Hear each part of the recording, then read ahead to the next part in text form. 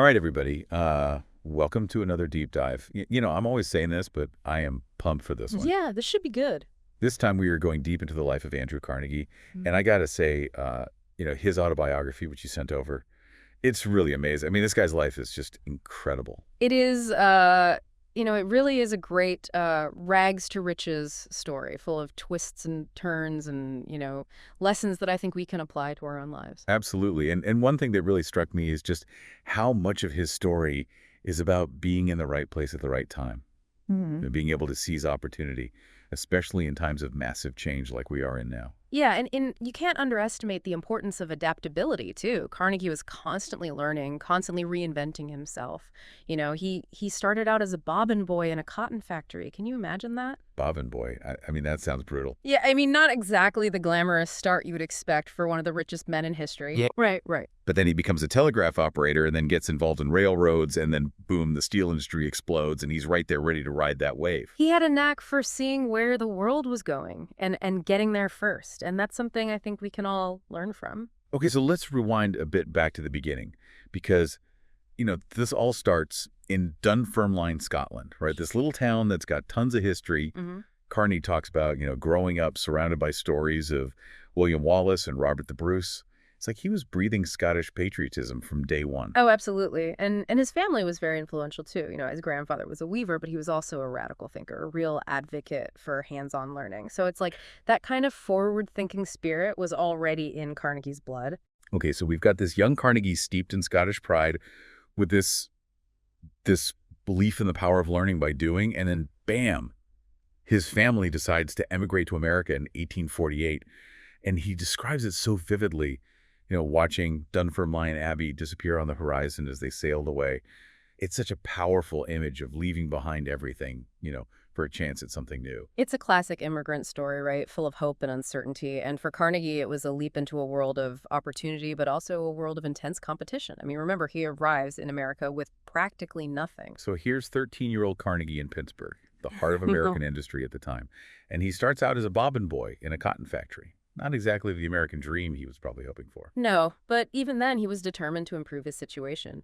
He becomes a telegraph messenger, running all over the city, delivering messages. He even memorized the locations of all the businesses to speed things up. I mean, talk about hustle. And his mom was his biggest supporter. I love that detail about her washing and ironing his one good linen suit every Saturday night, no matter how late he worked. Talk about a dedicated mom.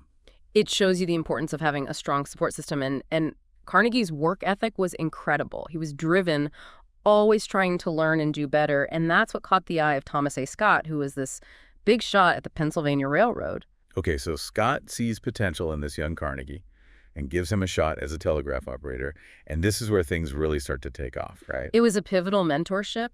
Scott recognized Carnegie's intelligence and his initiative, and remember that story about Carnegie taking charge of train dispatching during that crazy storm? He could have just sat back and let chaos happen, but he jumped in and took control. What a boss move. Yeah. I mean, talk about thinking on your feet. Mm. He risked his job, but kept everything running smoothly and really impressed Scott in the process. That's a great lesson right there. Sometimes you have to take calculated risks to get ahead. It wasn't just luck, it was recognizing an opportunity and having the guts to act. Okay, so we've got this ambitious young man on the rise, learning the ropes of business, making connections. But here's the thing. Carnegie wasn't just obsessed with making money. He was part of this group of guys in Pittsburgh who were all about self-improvement. They called themselves the Mammoth Club, which I got to admit is a pretty awesome name. Right, it sounds like something out of a comic book, but they were serious about it. They were constantly reading, discussing new ideas, challenging each other to grow. It's like the 19th century version of an online mastermind group. I love that. And a real turning point for Carnegie was gaining access to Colonel Anderson's library, which was this amazing collection of rare books. It just opened up this whole world of literature and ideas for him. Yeah, it's amazing how something as simple as access to books can have such a profound impact on someone's life. It broadened his horizons and really shaped his thinking. And get this, Carnegie was a spiritual seeker too. He went from a strict Presbyterian upbringing to exploring Swedenborgianism, which is a whole other deep dive we could do. And eventually he kind of arrived at this more universalist perspective on faith. He wasn't afraid to question his beliefs and explore different ways of thinking, and that open-mindedness was crucial to his success, not just in business, but in life, too.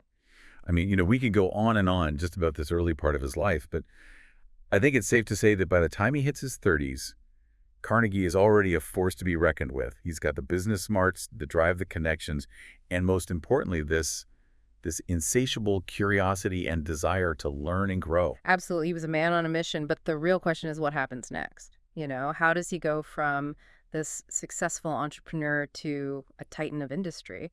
Well, that's where things get really interesting. Stay tuned, folks. We're about to dive into the steel empire. It's going to be epic. Okay, so we've got this intellectually curious-driven young Carnegie, making waves in the railroad world. But how does he go from telegraph whiz to steel magnate? That's where things get really interesting. Well, sometimes history throws you a curveball, and for Carnegie, that curveball was the Civil War. Okay, I'm seeing some puzzled looks from our listeners out there. What does a bloody conflict have to do with building a steel empire? Oh, man, everything. The Civil War created this massive demand for iron. Think weapons, railroads, infrastructure, all things that require iron, and Carnegie, with his sharp business sense, he saw a huge opportunity. So he basically said, move over railroads. There's a new game in town, steel. Pretty much in 1864, he co-founded the Superior Rail Mill and Blast Furnaces. And let me tell you, this wasn't your grandpa's blacksmith shop. We're talking cutting-edge technology, huge furnaces, a relentless focus on efficiency. And he wasn't afraid to get his hands dirty either. There's this story about Carnegie, personally inspecting the quality of the iron, making sure it met his high standards. He was obsessed with quality, and that became a hallmark of his businesses. He knew that cheap, shoddy iron wouldn't cut it. He wanted to build bridges and structures that would last, and that required the best materials. This wasn't just about making a quick buck for Carnegie. He was building something for the long haul. Exactly. And he didn't stop with the Superior Rail Mill.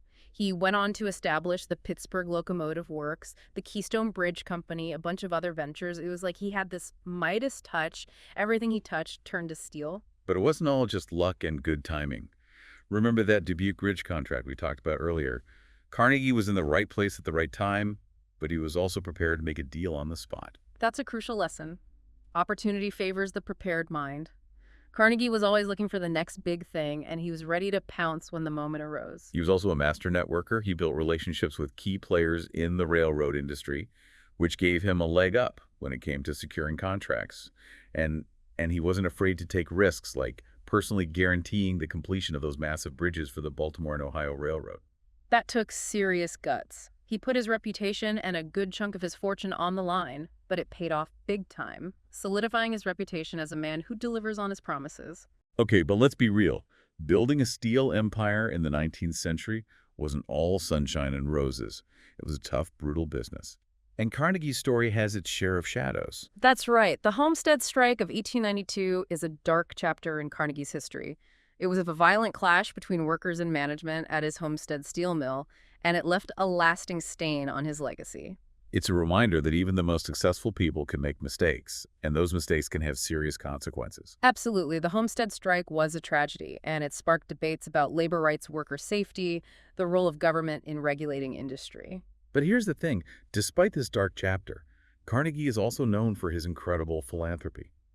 He believed that the wealthy had a moral obligation to give back to society, and he put his money where his mouth was. His philosophy was captured in his famous essay, The Gospel of Wealth. He argued that the rich should use their fortunes to benefit humanity, not just accumulate more wealth for themselves. He was a big believer in investing in education, building libraries, supporting causes that would uplift society. He even had a sense of humor about it, like that time he joked about Scottish Highland churches objecting to organs as kisfu. That's classic Carnegie, combining a sharp intellect with a touch of wit.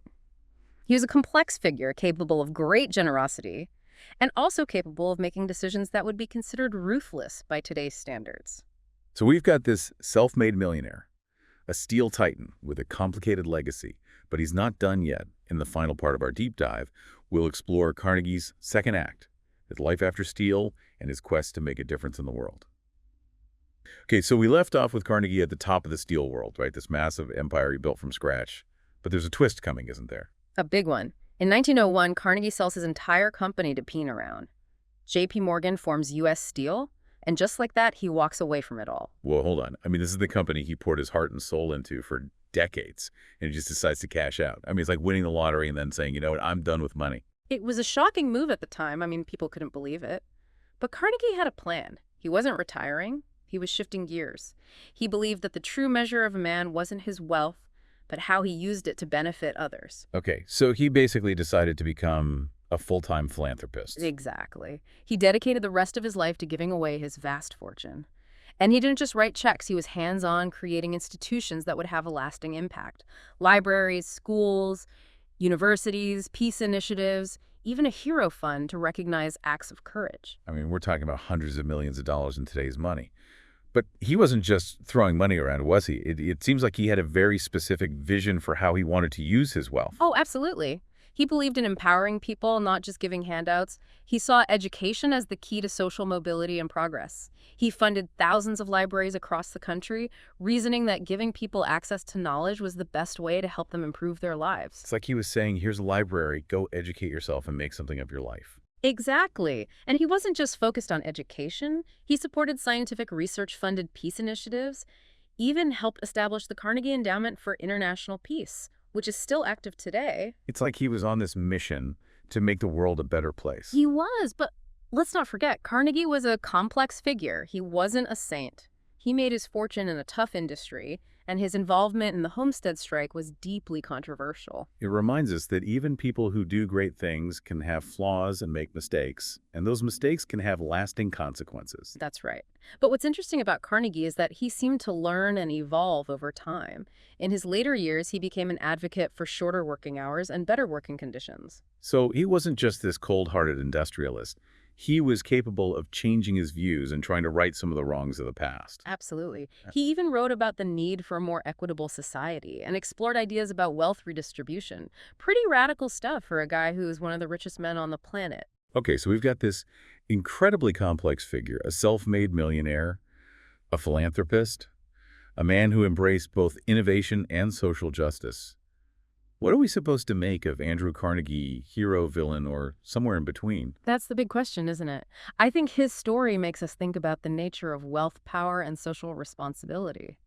There are no easy answers, but it's clear that his life and legacy offer valuable lessons for anyone trying to understand the complexities of American capitalism, the power of philanthropy, and the human search for meaning and purpose. You know, after this deep dive, I'm left with more questions than answers, but I think that's a good thing.